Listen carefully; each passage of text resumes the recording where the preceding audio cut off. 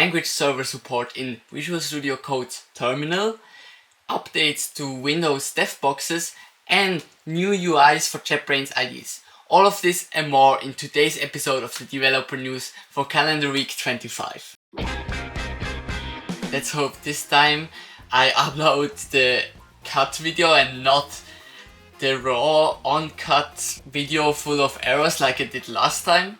So let's start right into it in some news I forgot from last week.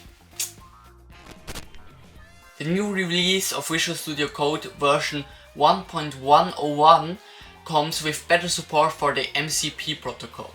The MCP protocol is for AI agents to interact with your code base and your coding environment. I won't go over the whole list of improvements, but one example is you can now connect to password protected MCP servers. Another update is you can now set the style of the top bar menus, either to system, so they follow the style of the system, or to custom, so that they follow Visual Studio's own theme.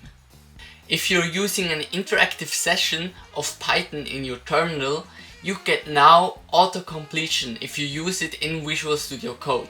This is very exciting, especially because the changelog mentions that support for more languages in the terminal will come soon. If you're a user of Azure DevBoxes for your Windows development, a series of updates were released. I find the most exciting one to be the auto deletion feature. It allows you to set an inactivity limit after which the DevBox will be deleted automatically. To activate this feature, go to your subscription settings, then to preview features, and then you can turn on the checkbox DevBox Auto Delete. The new settings can then be found in the DevBox settings under cost controls.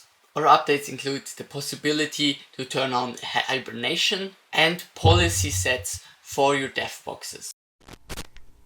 JetBrains' newest early access program releases for its IDEs contain two new themes called One Island and Many Islands, both in dark and white mode respectively. One of these new themes will become the new default theme based on users' feedback to JetBrains. The Many Island theme consists of every window having its own distinct border, where the One Island theme is more connected together. That's already it for today's episode of the Dev News. If you liked it, leave a like and don't forget to subscribe so you won't miss next week's episode.